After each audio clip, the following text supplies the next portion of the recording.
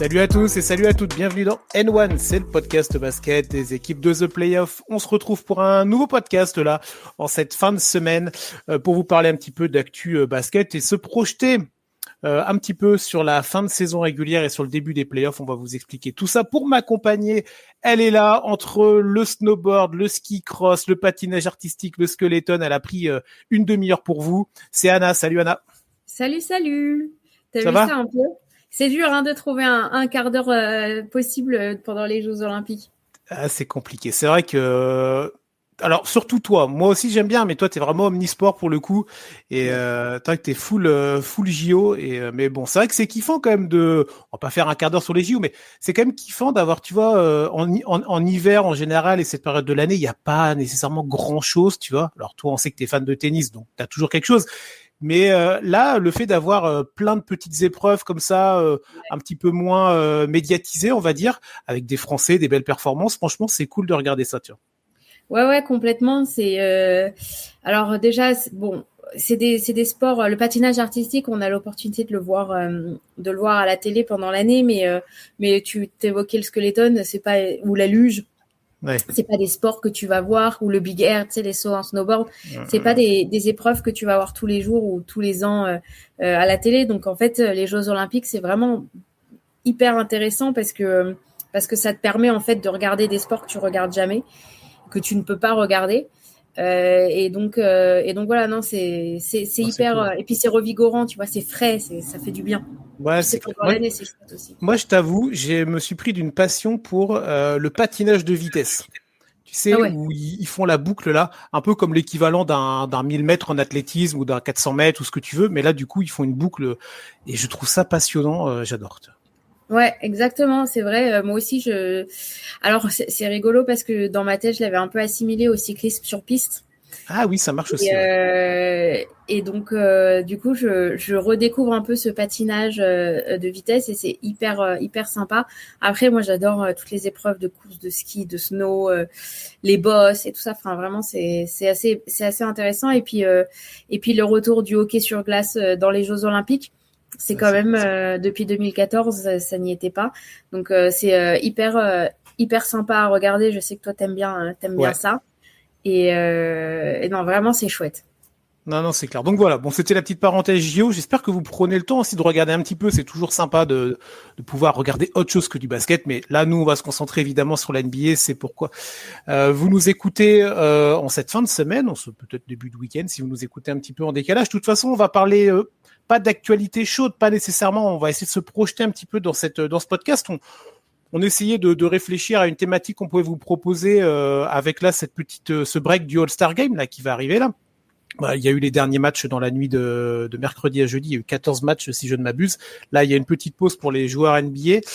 Et ce break du All-Star, alors on va pas vous faire un podcast sur le All-Star, hein, on va vous éviter ça, mais on va essayer de réfléchir un petit peu à une projection sur la conférence Est en particulier et principalement dans ce podcast-là, et essayer de voir un petit peu quelle hiérarchie on peut essayer de mettre en place maintenant une fois que la trade deadline est passée. Alors l'idée, c'est pas non plus de revenir sur la trade deadline, mais on va l'évoquer un petit peu évidemment. Donc une fois que la trade deadline est terminée et que les équipes sont vraiment là, toutes les équipes sont complètes ou en tout cas les effectifs ne vont plus bouger. Comment un petit peu hiérarchiser tout ça? Parce qu'on a vu des équipes à l'Est qui ont pas mal bougé, des équipes qui n'ont absolument pas bougé, des équipes qui n'avaient peut-être pas besoin de bouger. Mais en fait, est-ce que, qui sont un peu les shérifs? Est-ce qu'il y a des nouveaux shérifs en ville dans la conférence Est en vue de la fin de saison régulière, mais surtout dans une projection pour les playoffs, ce qui nous intéresse évidemment. On parle là-dessus, Anna? Allez, c'est parti. Bon, j'espérais que tu me dises oui, parce que sinon on n'est pas de plombé. Sinon, on était mal. Ouais, on avait la luge ou le skeleton, mais bon, ça aurait peut-être été moins passionnant pour les gens. Du coup, on va se lancer là-dessus. Alors, en travaillant un petit peu sur le podcast, l'idée, c'est pas nécessairement de parler des 15 équipes, hein, mais c'est de parler du noyau dur de l'Est. On va se concentrer principalement sur le top 6, même si au sein de ce top 6, il y a des hiérarchies différentes, mais sauf si après toi, Anna, tu voudras parler d'autres équipes, mais je pense qu'avec le top 6, on est pas mal. Déjà, comme ça, histoire de débroussailler un petit peu le terrain. Qu'est-ce que tu en penses là à l'issue de la trade deadline des équipes de la conférence Est, sans rester alors je vais te demander de pas te focus sur une équipe, mais juste comme ça un panel large et après on va se concentrer. Comment me dire de ne pas parler que voilà. de Boston? C'est ça. Écoute, je trouve que ça reste une conférence qui est hyper ouverte.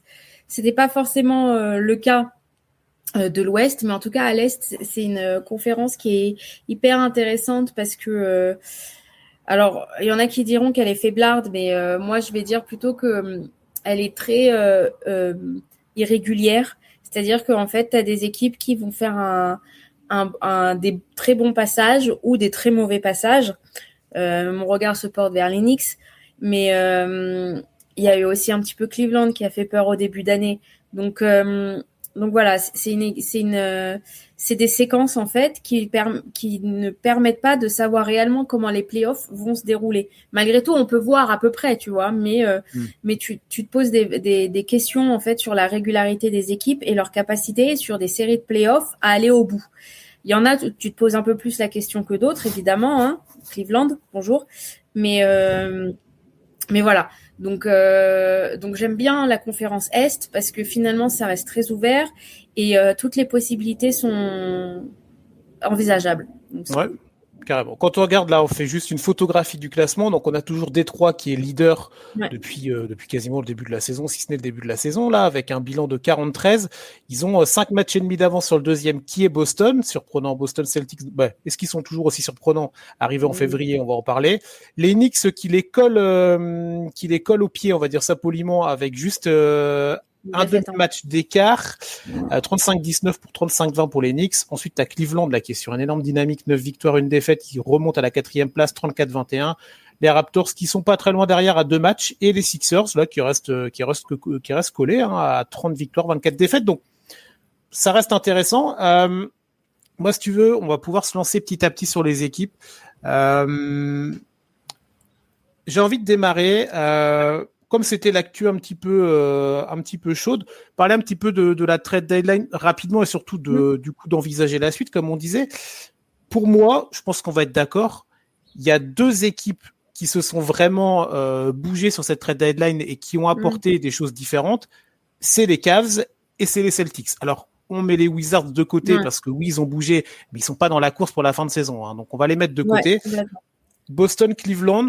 Je te laisse la main, Anna, si tu veux parler d'une équipe en particulier ou faire un ping-pong. Oui. Et comment t'as perçu un petit peu tous ces mouvements-là? Est-ce que c'est de la plus-value? Est-ce que c'est de la moins-value? Comment on peut envisager et visualiser tout ça pour les semaines à venir?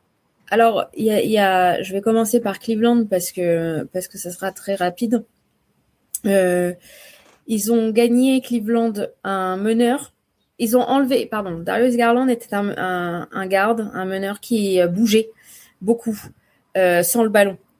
Ils ont récupéré un meneur, James Harden, qui ne bouge pas sans le ballon. Donc en fait, il y a une différence dans le jeu de Cleveland qui va devoir se faire et qui va devoir bouger en play-off. Et donc est-ce que ça va marcher en play-off? J'en sais rien.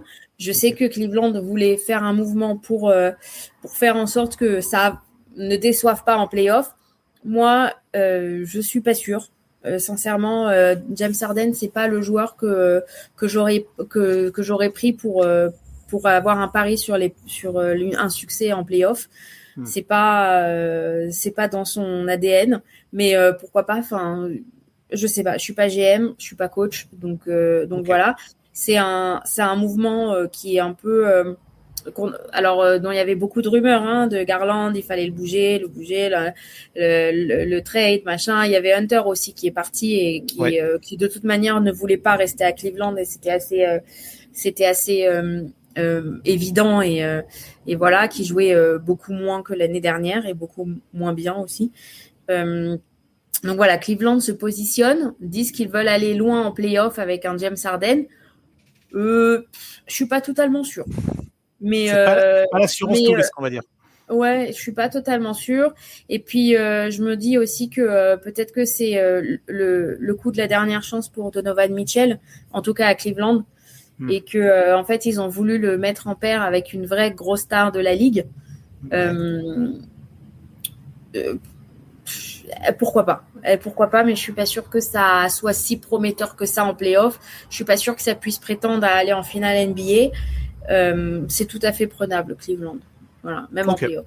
Ouais. Alors, je te rejoins sur certains aspects, mais je vais quand même mettre peut-être un petit peu de rayon de soleil là-dedans, parce que je vois un petit peu les commentaires sur des réseaux, et après chacun doit avoir son avis, évidemment, c'est ça qui est cool de pouvoir discuter, échanger. En fait, moi je pars du principe d'un postulat très, alors peut-être très égoïste, mais aussi peut-être très simpliste, mais tu vois, moi cette saison, jusqu'à maintenant, Cleveland, ça m'intéressait pas du tout, ok. On a vu que l'année dernière, ça avait cartonné en saison régulière, ça s'était planté en play-off. Alors oui, des blessures, d'accord, ok. Là, sur ce début de saison, c'était pas non plus dingo, tu vois. Comme tu l'as dit, les craintes, je veux dire, t'es les adversaires de Cleveland dans la conférence Est jusqu'à l'arrivée d'Harden et de Keon Ellis et de Schroeder, tout ça. Bon, avant les mouvements, en gros, est-ce que tu avais peur de Cleveland sur une série en 7? La réponse est non. On est d'accord, voilà. Et c'était clair, net et précis. Aujourd'hui, je trouve que du coup, déjà, moi, je retrouve une hype à l'envie de les regarder. Donc déjà, rien que ça, c'est quand même pas mal, ok. Et je suis la concurrence, si j'étais la concurrence plutôt de Boston, de Cleveland, cool pas, tiens, lapsus plutôt, de Cleveland, je me dirais merde quand même. Tu vois, ils ont récupéré James Harden. Je suis d'accord avec toi sur le fait qu'en playoff, ça n'a jamais été la folie, c'est pas mal de choke et compagnie. Mais ça reste quand même, je suis désolé, ça reste un mec qui est quand même beaucoup plus talentueux et qui a quand même plus de basket que Darius Garland. Alors, il est peut-être plus âgé, il est peut-être sujet à blessure, mais Garland était aussi sujet à blessure. Mais James Harden, en plus cette saison avec les Clippers, c'est un gros James Harden, tu vois. C'est pas un demi-barbu là qui nous propose un match sur deux. Il a vraiment montré de très belles choses. Là, c'est son démarrage avec Cleveland est plutôt intéressant également. Alors, il y a que 2 ou 3 matchs, donc on va pas faire une fixette là-dessus. Mais moi, je trouve que il fallait que ça bouge à Cleveland. C'était une obligation, c'était une nécessité. Le projet Garland Mitchell, Allen Mobley, on était. Ça fait combien de temps? Alors, Anna, t'étais peut-être pas là à l'époque, mais t'es arrivé en cours de route avec Yannick. Plein de fois, on l'a dit, on n'y croit pas à ce projet-là, ça marchera pas, ça a jamais marché. Blessure, pas blessure, tout ce que tu veux. Là, il fallait changer. Ils ont définitivement enterré ce projet-là. Moi, je trouve qu'il fallait faire quelque chose. On verra si Harden va encore nous faire du Harden en playoff et va te choquer, ou si alors il va réussir à proposer quelque chose d'intéressant. Parce qu'il faut se dire aussi que là, James Harden, il va dans la conférence Est. Hein. Mm-hmm. Il va dans la conférence Est. Tu vois, il va pas se taper dès le premier tour, normalement, des grosses cylindrées. Parce que si on se met à l'Ouest et qu'on regarde ce qui va se passer au premier tour, il y a pas mal d'équipes qui sont ambitieuses et qui vont être éliminées par effet mathématique, tu vois. À l'Est, si Cleveland arrive à se bouger sur les 3-4 premières places, bah très très clairement, ils peuvent aller récupérer un adversaire à leur calibre pour au moins pour le premier tour. Et après, bon, on sait que les playoffs c'est particulier, mais moi je pense que c'est une plus-value pour les Cavs. Et l'autre élément que je voulais apporter, on l'a un petit peu moins cité, c'est Keon Ellis, qui est un vrai joueur de basket intéressant, qui va, je pense, boucher pas mal de trous sur l'aspect défensif, parce que ce que j'entends beaucoup, et à raison, c'est oui, Harden, Mitchell, ça défend pas un caillou sur le backcourt. Ah ok, mais Garland, Mitchell, ça défendait quelque chose? Ça défendait pas plus, tu vois. Donc, t'as récupéré un mec qui est plus performant en attaque, qui est une superstar de la ligue, quoi qu'on en dise, c'était pas le cas du joueur précédent. Tu récupères un autre gars qui est Ellis, qui va être là, qui va pouvoir proposer des solutions intéressantes. Dennis Schroeder, on sait ce qu'il apporte, on connaît ses limitations, mais il peut aussi nous faire un petit coup d'éclat sur un match ou deux. Il peut apporter des choses. Moi, je trouve que pour Cleveland, c'est une trade deadline plutôt réussie, ou en tout cas pour l'instant réussie, et on fera les comptes en playoff. Tu vois. J'entends, je suis d'accord. De toute façon, s'il y avait un mouvement, j'imagine que c'est un des meilleurs qu'ils pouvaient faire. Et, surtout avec le début de saison de James Harden. Mais bon, voilà, j'ai mis un gros point d'interrogation sur les playoffs. Surtout qu'en l'état, Cleveland rencontre les Knicks. Je suis pas sûre.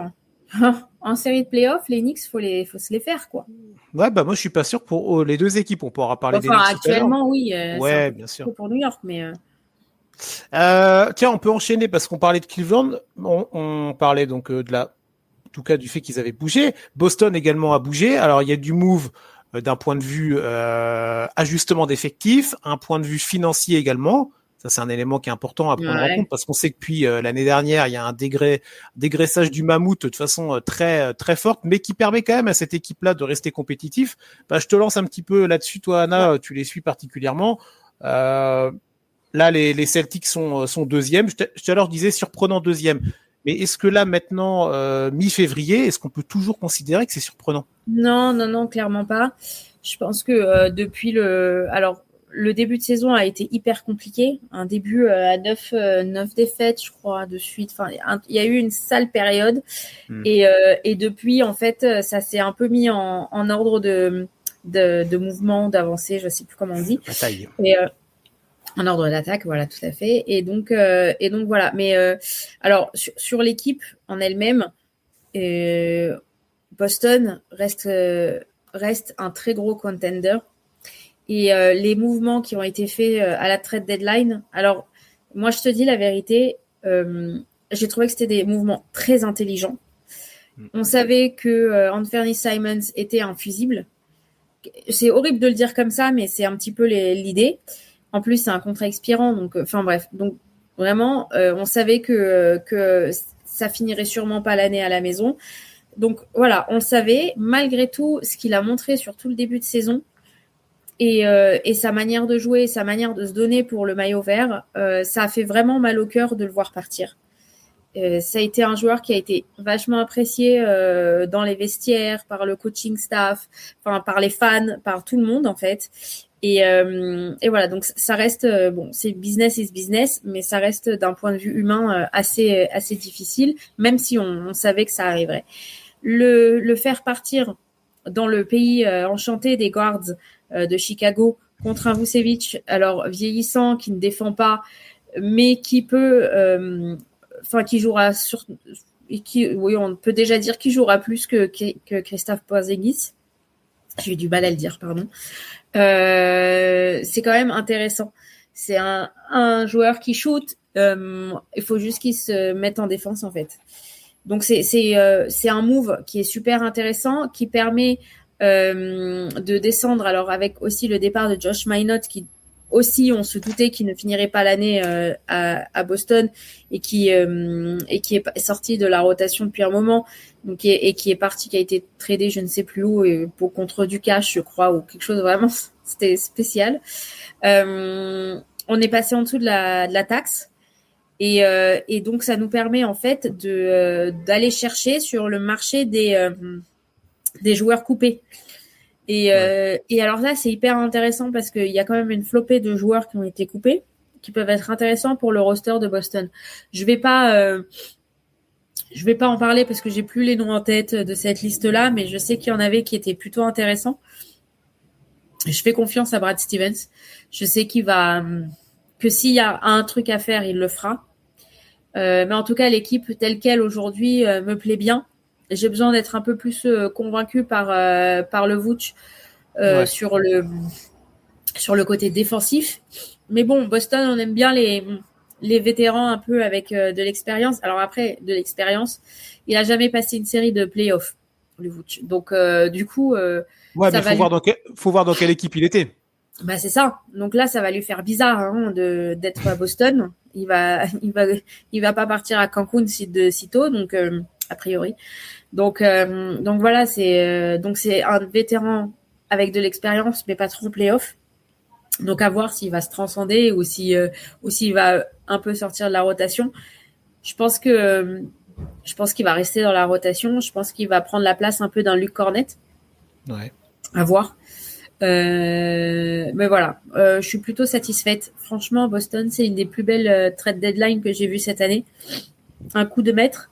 On est passé de luxury tax plus à en dessous de la luxury tax, donc en 6 mois. Donc c'est vraiment inespéré. Et puis finalement, tout le monde pensait que l'équipe allait tanker, etc. Et au final, maintenant, au jour là où on tourne, on s'attend à ce qu'ils arrivent en finale de la conférence Est. Globalement, c'est un peu l'idée. Pour partir d'un extrême à l'autre. On pensait que ça allait tanker. Les Celtics, ça tanque pas tellement, mais ça pensait que ça allait être dans les fonds du classement. Et au final, on s'attend à deux grosses séries playoffs. Donc voilà, c'est plutôt positif. Ok. Alors tiens, juste pour préciser, donc Josh Minott parti aux Nets. Au Nets, voilà. Il a été envoyé à Brooklyn. Voilà, c'est juste pour donner l'info. Et il y avait une histoire de cash aussi avec Xavier Tillman. Oui. Dis si je me trompe. Le X. Xavier Tillman, Chris Boucher aussi. Bon, bref, voilà. Mais c'est vrai qu'Anthony Simons, t'as raison. Sorti de la rotation, fallait qu'il parte. Donc, mais oui, c'est toujours le même principe. Allez, hop, on vire un petit peu tout ça, ces joueurs-là, sans leur faire offense, évidemment. Je te rejoins sur Simon. C'est vrai que c'était un joueur qui faisait pas de vagues, qui sortait du banc, alors je regarde pas tous les matchs de Boston comme toi tu peux le faire évidemment, mais les matchs que j'ai pu voir à chaque fois, il était vraiment plutôt intéressant dans ce qu'il apportait. Il a même eu des bonnes grosses perfs au scoring. Donc bon, comme tu l'as dit, il y avait un côté fusible avec ce joueur-là. Là, il va à Chicago, bon, en espérant pour lui que l'herbe sera plus verte ailleurs qu'à Boston, c'est compliqué, tu me diras. Mais bon, on lui souhaite plein de bonnes choses. Voilà, ça va être compliqué, mais en tout cas, je trouve que l'apport du Vooch est vraiment intéressante. Sur l'aspect défensif, oui, je te rejoins, mais en fait, avec le coaching qu'on connaît, avec l'effectif global de Boston, je pense pas que ce sera un problème. Ils vont arriver tout le temps à trouver des solutions. Alors, je te dis pas cacher le Vooch ou tout ça, mais c'est intelligent Boston et ça fait du mal de le dire, mais il faut le dire, tu vois.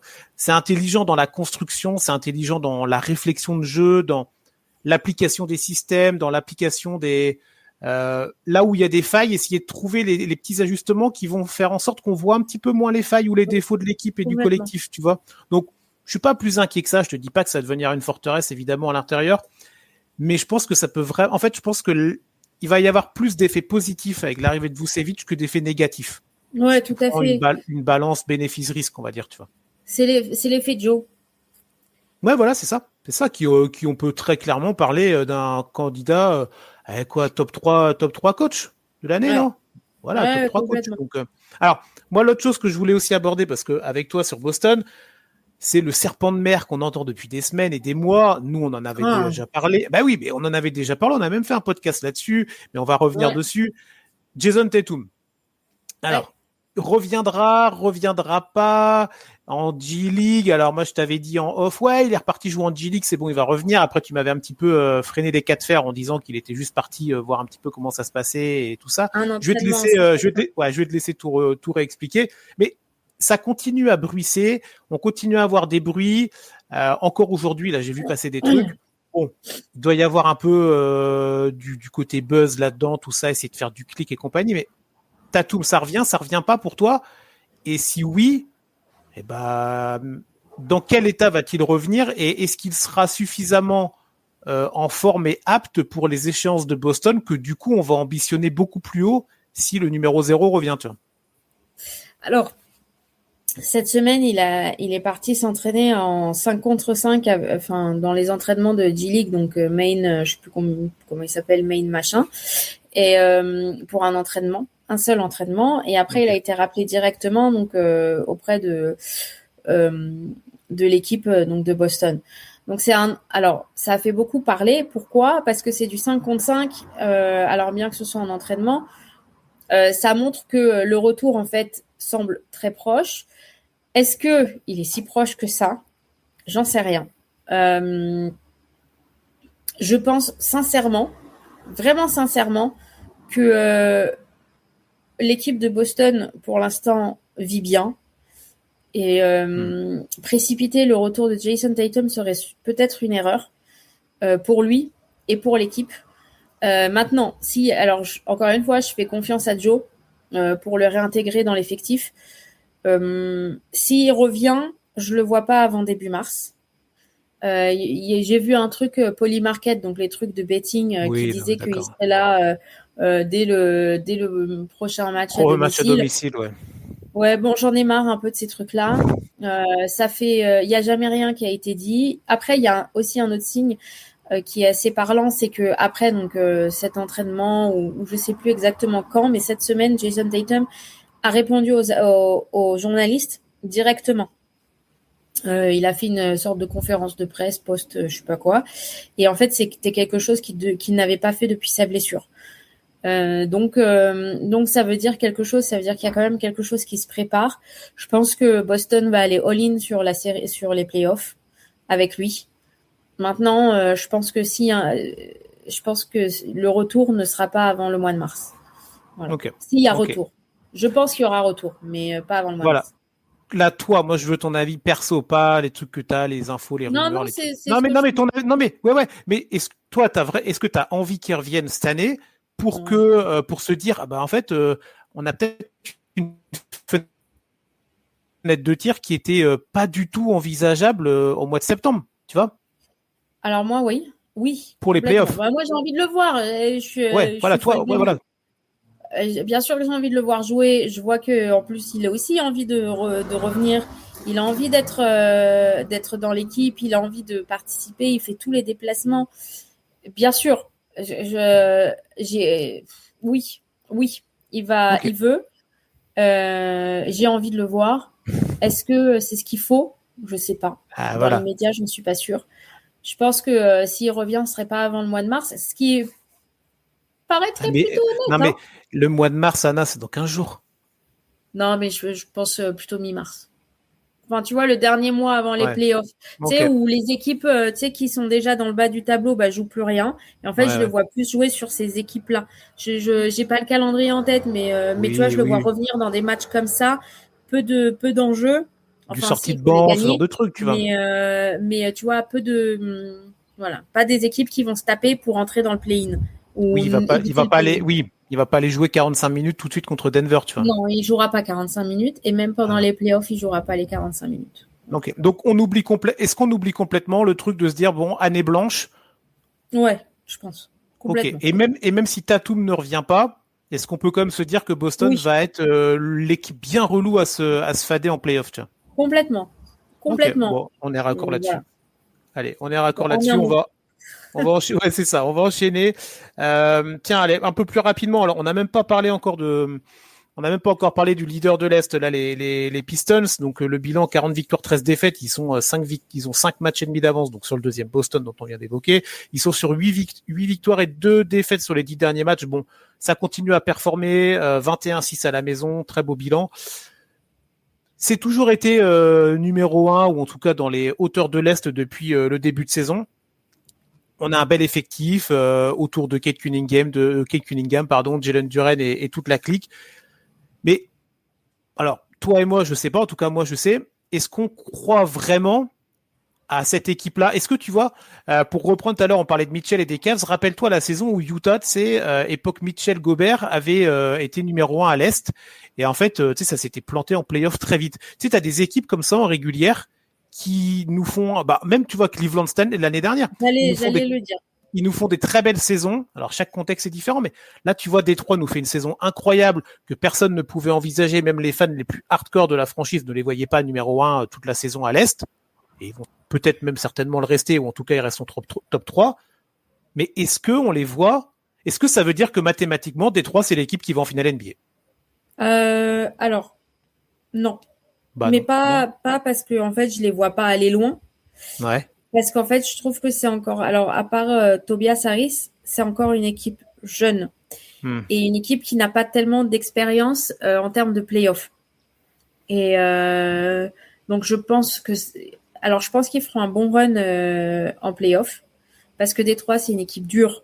Et c'est une équipe, tu vois, enfin, c'est Détroit, quoi, tu vois. C'est c'est fait pour les playoffs. Maintenant, je pense que c'est encore jeune et que s'ils arrivent à continuer sur leur lancée de cette année, l'année prochaine, je les vois plus l'année prochaine. Tout simplement parce qu'en fait, ils ont besoin de capitaliser de l'expérience. Kate Cunningham inclus, d'ailleurs. Enfin, je l'inclus totalement là-dedans. Il n'a pas d'expérience en playoff. Ouais, l'équipe, pas de vrai, quoi. Ils sont passés par tellement d'années de marasme et de cata où on prenait le classement, on voyait Détroit, mais on prenait le classement à l'envers, tu vois, pour les voir. Ils étaient 15e, ils étaient pas premiers, tu vois. Donc, moi, je te rejoins là-dessus, le côté capitalisation. Alors, si tu réfléchis un minimum, tu vois, s'ils restent dans le top 2, top 3, ils vont aller s'affronter, si c'est top 2, ils vont s'affronter une équipe du play-in. Ah, les gars, une équipe du play-in, là, t'as quoi? C'est toujours les mêmes, j'allais dire. J'ai même pas besoin de regarder le classement. On sait très bien quelles sont les équipes du play-in à l'Est, hein. T'as Miami, t'as Atlanta. Alors, il n'y a pas Chicago, là, tu vois, ils sont un peu en bas. La fameuse équipe play-in n'y est pas pour l'instant. T'as Charlotte et Orlando. Alors, normalement, quand même, aucune des 4 équipes ne doit faire peur à Détroit sur une série du premier tour. Par contre, là où ça peut se corser, c'est sur les demi-finales où, du coup, évidemment, le niveau se resserre. Et les équipes sont un petit peu, on est sur un autre range de qualité d'un point de vue collectif et d'un point de vue individuel. Donc curieux de voir la campagne de playoff des. Ouais. Après, enfin, tu vois, ils arrivent sur du Orlando, Détroit. sur une série de playoffs. Oh non, pas Orlando. Ben, T'as peur par rapport à Orlando? moi, j'ai un peu peur par rapport à Orlando. Ah ouais? Ok. Parce que pour l'instant, tu vois, moi je me rappelle très bien quand on avait fait les previews en début de saison avec Gaïa, moi j'avais dit Orlando, Détroit, c'était les deux équipes de l'Est. Je voulais voir si le côté darling de l'année dernière allait se poursuivre. Alors, et en fait, t'as les deux opposés. T'as Détroit qui est même plus devenu une darling, qui est devenu le leader de l'Est. Là, on en parle depuis 2-3 minutes. Et à côté de ça, t'as le Magic qui déçoit en fait globalement. Moi, le Magic, je le voyais pas la bataille du play-in. Hein, je le voyais. Moi non plus, mais Je le voyais à la place des Raptors, par exemple, tu vois, 5e. moi, je les voyais plutôt à la place de Philadelphie pour le coup. Ouais, bon, 5-6, tu vois. Mais sincèrement, ça me choque pas de les voir là où ils sont. Ouais, okay. Ils ont quand même eu pas mal de blessés quand même tout au long de la saison. Ça a été compliqué pour Orlando. Non, encore une fois, tu vois, c'est les playoffs et tout peut arriver en playoffs. Orlando me ferait plutôt peur. Ok, après, non mais il y a une équipe que j'aime bien dans les play-in, c'est Charlotte. Et pourtant, tu m'aurais demandé en début d'année, je t'aurais dit Charlotte, jamais je regarderais ça. D'ailleurs, je crois qu'on en a parlé et c'était dans les awards. Je crois que j'avais mis Charlotte dans ces équipes-là. C'est fort probable. Et finalement, c'est une équipe qui est, hormis les cas de violence conjugale et de toutes ces histoires, des cas sociaux, sont assez agréables à regarder. Donc, oui, oui. C'est pas tellement le sujet, mais voilà, Détroit, je pense que c'est encore un peu jeune, mais j'aimerais bien les voir faire un petit run, ouais. Déjà passer un premier tour, c'est évident. Passer un tour, ouais. Et après, c'est déjà une bonne expérience. Après, aller se battre sur les demi-finales de conf, tu vois. Ouais. Et après, sur un malentendu, tu peux aller en finale de conf, mais on est d'accord tous les deux. La finale de conf, c'est le plafond pour cette année. Ouais. On est d'accord. Oui, largement. Ouais, on est d'accord. Voilà. Et sans faire offense à la saison qu'ils font, attention. Aucune. Mais t'as quand même des équipes en face. Tu viens de parler de Boston. En termes d'expérience, on n'est pas sur le même, le même truc. Après, et même là... tu sais, je vais te dire, en demi-finale de conf, il y a 4 équipes. Hein. Donc en fait, tu mets Boston, New York. Non, mais ce que je veux dire, c'est que tu mets Boston, New York. Bah, tu mets qui en face? Bah, tu mets Détroit en demi-finale. Ah, tu mets qui? Ah ouais, ok. Bah ouais. Okay. Bah, non, mais je suis d'accord avec toi. Je n'aurais pas mis autre chose. Bah, tu vois, on verra. Je mets pas Philadelphie, par exemple, tu vois. Oui, voilà. Bah, on en parlera à la fin si tu veux. On va juste embrayer rapidement sur le 3e. Alors ça qu'on n'a pas fait l'ordre du classement, mais qu'importe. Les Knicks. Alors, on en a parlé avec Yaya, on en a parlé dans d'autres podcasts. Il y a une inconstance. T'en as un petit peu parlé aussi tout à l'heure. Moi, le terme pour les Knicks cette saison, c'est l'inconstance, tu vois. Je crois qu'on les avait mis dans le conseil de classe le dernier ou l'avant-dernier, je ne sais plus. Je crois que c'est le dernier. Et sur le mois de décembre, où ils ont très très mal démarré le mois de décembre. Il y a eu 2 périodes, je crois, au mois de décembre qui étaient vraiment pas bonnes. Entrecoupées de bonnes périodes. Là, les Knicks, ils sont sur une très belle série de 8-2. Mais tu vois, genre, ils perdent à domicile contre les Pacers en prolongation, tu vois. Alors, ça reste un match de saison régulière. C'est compliqué parfois de mettre tous les ingrédients tous les soirs et évidemment no offense pour les Pacers, mais pardon, mais tu vois, tu peux pas. Si tu as des ambitions comme New York, tu ne dois pas aller en prolongation à domicile contre une équipe des Pacers et tu ne peux pas avoir une saison comme ça où il y a de l'inconstance qui règne. On se rappelle de Brunson qui avait programmé une réunion d'équipe. Il y a eu pas mal de rumeurs aussi sur le départ de Towns. Ça s'est pas fait. Il n'y a pas eu de mouvement, on va dire, importantissime du côté de New York. Yannick n'est pas là, donc on a le droit de dire des méchancetés sur New York. Anna, qu'est-ce que tu en penses un petit peu de cette équipe des Knicks là? Moi, je pense que déjà, alors, les Knicks, c'est toujours... Alors, je les voyais très haut au début de l'année. Je pense que toutes les rumeurs autour de... Kat, de trade, que l'équipe a été pas contente, machin, c'était... ça a blessé, en fait. Ça a pété quelque chose dans l'équipe. Et je pense que, en fait, on nous a vendu une cohésion d'équipe qui n'est pas forcément la réalité du vestiaire. Et en fait, voilà. Et donc, en fait, ça me fait un peu peur pour les Knicks parce que ça dépend beaucoup de Jalen Brunson. Ouais. Et en fait, ils ont besoin absolument qu'ils ne soient pas seuls, en fait. Ils ont absolument besoin d'un 4 qui soit performant tout le temps. Sinon, ça peut pas marcher, en fait. Et ça pourra pas marcher.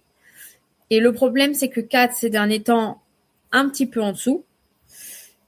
Et en fait, je pense que la portée mentale, bon, il y a déjà le côté Knicks, machin, tu joues à New York, c'est dur, etc.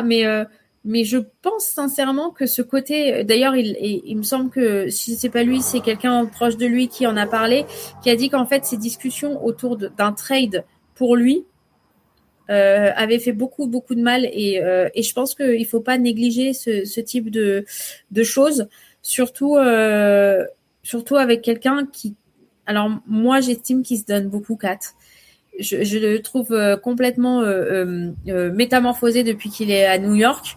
C'est plus du tout le même joueur qu'à Minnesota. Et c'est vraiment, enfin voilà, je trouve que ça m'embête pour lui qu'il y ait eu autant de rumeurs autour de lui sur cette trade deadline. Et je pense que ça a pété quelque chose dans le groupe, toutes ces rumeurs là. Ouais, je te rejoins sur cet aspect-là qu'on peut avoir tendance à négliger, nous qui sommes un peu extérieurs à tout ça et qui vivons pas tous les bruits, les trucs, tu l'as dit en plus New York. Attention, Karl Anthony Towns qui va découvrir une campagne de playoff au Madison Square Garden aussi. Attention. Exactement. Attention, quand tu performes et que tu nous fais des paniers clutch et des trucs incroyables, t'as tout le public qui te pousse et t'es sur la lune. Mais si tu te bananes, si tu te plantes un match, 2 matchs et que t'es pas dedans, attention aussi. On sait que le public de New York est très très exigeant, parfois à tort, parfois à raison. Et on sait que Karl Anthony Towns, on va dire émotionnellement, est un joueur qui a connu des choses personnelles très compliquées et qui a montré aussi que parfois il pouvait y avoir des failles sur cet aspect-là psychologique. Donc attention, moi je mets un gros bémol là-dessus et le point et c'est ce que je m'étais mis sur mes petites notes, c'est vraiment cette dépendance à Jalen Brunson. Alors il nous a montré des dingueries de fou depuis plusieurs campagnes de playoff maintenant. Mais est-ce que Brunson, déjà première question, va pouvoir continuer pendant X temps à être toujours aussi clutch, aussi fort, aussi incroyable? Et est-ce que ça va suffire? Moi, je suis pas sûr. Ça n'a pas suffi les dernières années. Je vois pas pourquoi cette année ça suffirait, tu vois. Et pourtant, moi, tu vois, New York, ça faisait partie des équipes que j'avais adoré regarder sur les dernières campagnes de playoff, toute équipe confondue là, Est et Ouest. Mais là, je sais pas, cette année, je sens que ça peut se planter plus vite que prévu. Et du coup, ça peut très vite. En fait, voilà, on sait les histoires d'amour et de déception à New York. Voilà, tout est énorme, tout est disproportionné. Donc, ouais. Moi, en fait, c'est vraiment cette inconstance-là. Alors peut-être que si sur les dernières semaines de saison, ils arrivent à trouver une constance, une régularité, je changerai peut-être mon discours. Mais là, en fait, on est mi-février, la saison a démarré depuis octobre. On sait que la saison régulière, un des objectifs de la saison régulière, tu me dis si je me trompe, Anna, c'est de trouver une régularité dans l'effort, une régularité dans le jeu, une régularité dans le collectif. Moi, je ne l'ai pas trouvé, je ne la trouve toujours pas, cette régularité au sein des Knicks.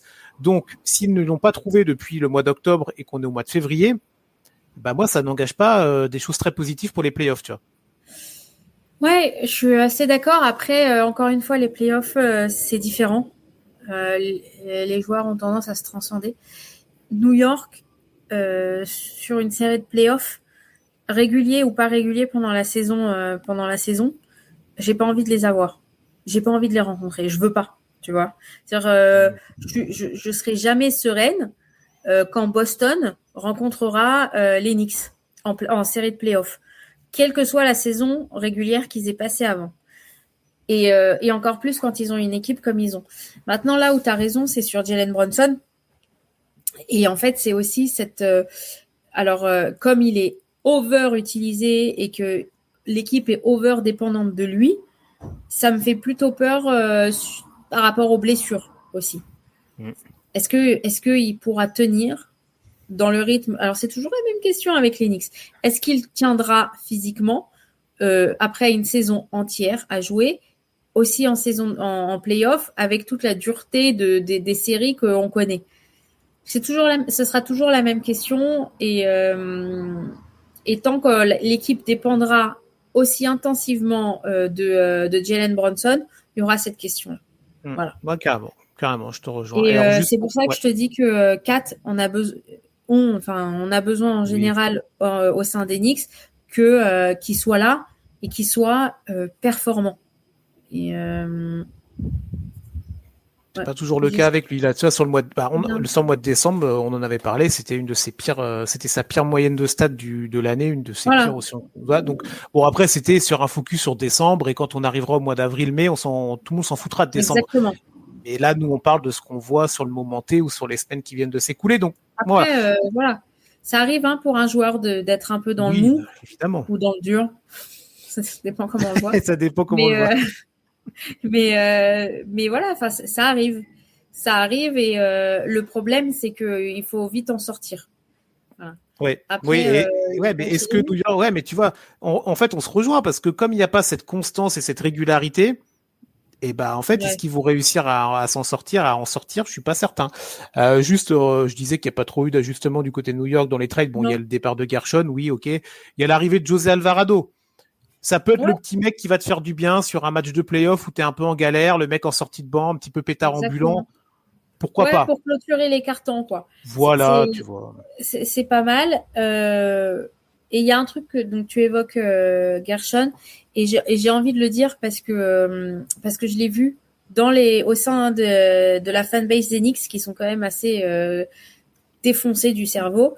Il y en avait qui disaient qui voyaient les lignes de stats des 4-5 premiers matchs de Gershon avec Chicago, et qui étaient vachement étonnés, et qui disaient, est-ce que c'est pas nous le problème finalement? Eh ben, la question est vite répondue, puisque c'est oui. La question est dans la réponse, comme on dit. Ou la réponse est dans la question plutôt. Ouais, c'est comme ça. Après, et encore une fois, quand on a vu pour Gershon, on fait une petite aparté, on a vu qu'il a fait des efforts financiers aussi avec les Knicks pour permettre le trade et le mouvement à Chicago. Donc, et on sait que voilà, donc respect à Gershon, et bon courage pour toi du côté de Chicago, et amuse-toi bien, éclate-toi bien, et c'est tout ce qu'on espère pour toi après ce marasme du côté des Knicks.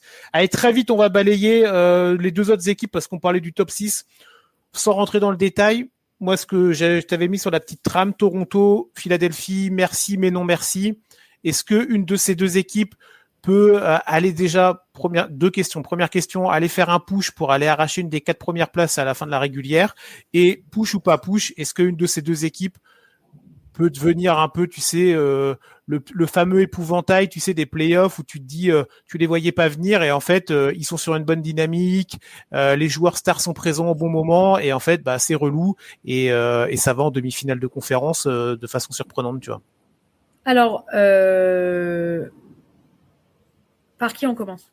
Non, mais comme tu veux, là, c'est vraiment du ping-pong rapide sur ces deux équipes-là. Tu vois. Je vais dire Toronto, je vais commencer par eux parce que, en fait, j'aime bien cette équipe. Elle paye pas de mine, mais j'aime bien. Elle est agréable à regarder jouer. Moi, j'ai un petit faible pour Scottie Barnes, même si le potentiel, sky is the limit, quoi. Il faudrait que ça commence à évoluer un peu plus, mais j'aime beaucoup ce joueur.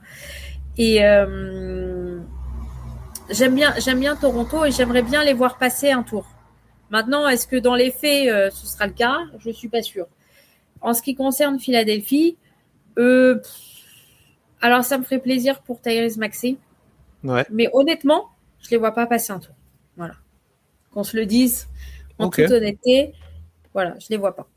Là, aujourd'hui, t'aurais un New York-Philadelphie, par exemple. Je les vois pas du tout passer New York. Pas du tout. Pas du tout. Pas du tout. Ouais, ok. Si t'as, bon après, après c'est les six, mais regarde, tu vois, moi je suis le premier, j'ai tapé, ça fait des mois, des années que je tape sur Joel Embiid et tout, et je vais arrêter de taper dessus parce que je pense que le gars il en a suffisamment pris et que c'est assez compliqué pour lui tout ça, mais quand il est là, et là t'as vraiment l'impression que il y a eu un changement depuis là, dans le mindset, dans tout ça, l'état d'esprit dans cet effectif là des Sixers, où c'est bon. process terminé, hop, merci, au revoir. Quand t'es là, c'est cool. Et si tu peux nous apporter des points, du rebond, ta densité physique, on prend. Si t'es pas là, bah tant pis. Maintenant, l'équipe, elle est plus à toi. Elle a jamais vraiment été à elle finalement, mais l'équipe n'est plus à toi. Elle est à Maxi. Elle est d'abord à Maxi, elle est ensuite au backcourt Maxi Edgecombe. Ouais. Le truc qui est un petit peu dommage pour les Sixers, bon en même temps il n'avait pas qu'à faire de con, c'est la suspension de Paul George, qui en troisième... Ouais, non mais attends, je termine. En troisième, voire quatrième option de l'équipe, ça fait mal de dire ça pour Paul George, tu vois, mais c'est un peu le cas, pouvait quand même être intéressant. Et en fait, moi, cette équipe-là, elle avait la bonne tête, ou elle a la bonne tête, vous prenez ça au passé ou au présent comme vous voulez, elle a la bonne tête de l'équipe un peu épouvantail qui peut être relou, peut-être un peu plus qu'au Toronto, et pourtant moi j'aime beaucoup cette équipe de Toronto, mais en fait je pense que le plafond de Toronto est plus bas. Parce que Barnes, on n'est pas d'accord sur Barnes. Moi j'adore Ingram, mais bon, Ingram il va jamais faire non plus des grosses perf. Alors que du côté de Philadelphie, tu peux te prendre un Tyrese Maxey en feu sur une série. Et excuse-moi, c'est pas le backcourt d'Enix qui va l'arrêter, tu vois. Ouais, mais t'as pas forcément besoin. Bon, ok, mais t'as pas forcément besoin de trop l'arrêter pour que ça suffise. Tu vois ce que je veux dire? Ouais, oui, c'est pas. Après, tu gagnes pas une série à toi, à une personne évidemment. Ou à un backcourt. Mais ça peut commencer à être sérieux quand même déjà. Ça commence à être sérieux, mais je suis pas sûre que face à des Knicks, ça suffise. Voilà. Ouais. Et des Knicks expérimentés en plus, des filous, quoi. C'est vraiment... voilà. Je suis assez d'accord avec tout ce que tu dis, en réalité. Ouais. Mais je vois toujours pas Philadelphie passer. Alors, l'histoire de Paul George, moi, j'aurais un vrai bémol à donner sur cette histoire-là. La kétamine, c'est pas... c'est une substance qui est dangereuse, d'accord ? Mais dans le contexte, en fait, il aurait fallu un petit peu mieux enquêter sur le contexte de la situation. Et en fait, je trouve que c'est très courageux de la part de Paul George d'avoir assumé en fait cette histoire de santé mentale et d'avoir parlé. Alors après, est-ce que c'était le meilleur moyen de s'en occuper, etc. Je pense pas, mais je pense très sincèrement que la santé, si ça doit faire, ça peut être utilisé pour ouvrir des yeux ou ou permettre des sensibilités de se découvrir par rapport à la santé mentale et ce que ça peut faire à des joueurs. Il faut y aller. Ouais, mais si après tu sais que le produit n'est pas autorisé dans la liste. Ça. Ouais, mais comme tu dis, il y a peut-être d'autres moyens, d'autres. Tu vois, donc c'est là où tout à l'heure je dis où je dis il a fait le con. Bah, je veux dire. Les mecs, ils sont entourés, tu vois, donc t'as quand même des gars, je veux dire. Ouais, mais. Alors, il a pas au-dessus du frigo la liste des produits interdits non plus, tu vois, on n'est pas au cyclisme. Non. Mais quand même, tu vois. Voilà, je pense que, et par rapport à tout ce qui se prend en termes de critique. Oui, bon, après alors ça, c'est les réseaux. Ouais, mais tu vois, il y a au bout d'un moment, c'est quelque chose qui finit par t'atteindre, ça use. Le seul qui a l'air de s'en amuser plus qu'autre chose, c'est Kevin Durant. Et encore, je suis même pas sûre. Enfin, tu vois, je pense que au final, c'est parce qu'il est très très accroché qu'on voit pas tellement la situation. Mais je pense que ça doit peser énormément. Si un joueur en arrive là et qu'il le dit et qu'il l'assume, j'en avais besoin pour ma santé mentale. Je voyais pas d'autre solution. Bah, je pense que c'est un discours qu'il faut écouter. Et qu'il faut pas accuser et dont il faut pas se moquer. Et je l'ai vu beaucoup sur les réseaux. Alors après, bon, les réseaux, c'est un petit peu les fonds chiottes de l'humanité, ok. Mais je pense que ça doit ouvrir des sensibilités de la NBA par rapport à ça. Et la kétamine, on sait à quel point ça peut être dangereux, c'est mortel. On connaît tous quelqu'un qui en est mort. C'est Chandler, c'est Matthew Perry. C'est dangereux. Donc si quelqu'un en arrive à prendre ça, c'est qu'il faut, c'est un red flag, c'est une sonnette d'alarme. Il faut se préoccuper de la santé mentale des joueurs NBA et des athlètes en général d'ailleurs. Voilà. Ouais, non, mais t'as raison. Alors quand tu, voilà, pardon, c'était important de parler de ça par rapport à Paul George. Quand t'as juste dit on connaît tous quelqu'un, je dis non, moi je connais pas. Mais après, oui, j'attendais. Oui, tu vois, même Mathieu Perry, c'est quand même. Oui. Voilà.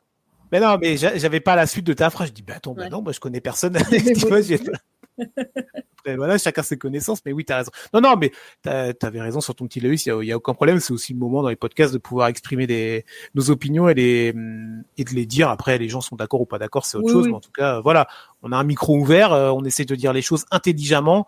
On n'est pas non plus là pour faire du radio comptoir, mais voilà. En tout cas, tu voulais le dire et c'est dit. Juste pour clôturer, tiens, Anna, vite fait en 2 minutes là, tout ça. Voilà, on a balayé les 6 équipes. La question initiale, c'était quelle hiérarchie? Est-ce qu'il y a des nouveaux shérifs? Du coup, on va y répondre. Est-ce que tu vois de futurs nouveaux shérifs dans la conférence Est? On va dire vraiment dans l'hypothèse des playoffs, ou tu penses que ça va pas nécessairement bouger et en gros, on attend le bar fight en playoffs? C'est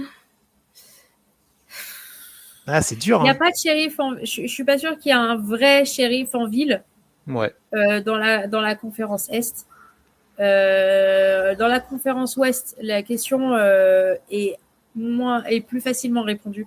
À l'Est, je pense que c'est hyper irrégulier. Alors, moi, je vais être très subjective et je vais dire que Boston, ça reste le contender de l'Est. Ouais. New York, c'est un vrai épouvantail. Saison régulière ou irrégulière. Voilà, il y a quand même des gros morceaux. Je suis pas sûre qu'il y ait un shérif en ville, mais en tout cas, il y a des équipes qu'on n'a pas envie de rencontrer en playoff. Il y a des mecs que tu rentres dans le saloon, tu vois tout de suite leur regard noir, t'as pas envie d'aller les croiser en gros. Ouais, t'as pas envie de les emmerder, quoi. Ouais, c'est ça, voilà. Moi, New York, je vais mettre le bémol. Je l'ai expliqué, voilà. Donc moi, je vais les mettre un peu en retrait. Boston, c'est vraiment la tête de l'équipe qui va être casse-couille à jouer, voilà. Hein, ça, c'est clair. Et moi, je maintiens quand même Cleveland avec Harden, Keon Ellis et tout. Je me dis que les adversaires, c'est pas bon de les prendre. Et il fallait changer quelque chose aux Cavs. Ils l'ont fait. Les playoffs seront le juge de paix. Mais en tout cas, il fallait faire quelque chose. Donc voilà, moi, je vais mettre Cleveland et Boston pour vraiment, on va dire, les 2 places fortes. Et après, dans les équipes en bas, Philadelphie, pourquoi pas être relou, tu vois, si tout le monde est là, si ça se matche bien et tout ça. Mais voilà, ça reste des hypothèses, évidemment. On est bon? Très bien. Ça va pas plaire à Yaya, ce que tu as dit. Mais non, mais c'est pas grave. Mais il est avec là, de toute façon. Après, on l'a pas invité, tu me diras non plus, donc... Monsieur était au Super Bowl dimanche, donc il faut qu'il se remette, voilà. Donc non, on voulait faire notre petit podcast en tête à tête, on l'a fait, j'espère qu'il vous a plu. On va retourner à nos... Il y a quoi cet après-midi en épreuve, là? Nous, on tourne... là, il y a le Super G, là. Très bien, on va retourner au Super G. Il y a l'équipe de France de hockey masculine aussi qui joue, mais bon, le match aura déjà eu lieu quand vous aurez entendu le podcast. Oui, mais voilà. Donc nous, on retourne à nos JO, un petit œil sur la NBA. Il y a encore des matchs là, et après il y a le week-end du All-Star. On se retrouvera très vite pour un nouveau podcast. Merci Anna évidemment pour la discussion, pour l'échange. On se retrouve très vite. Oui, c'est toujours avec plaisir, tu le sais bien. Bonne journée à vous, bon week-end, profitez bien du sport et des JO et de tout le reste. Et on se retrouve très vite. Ciao!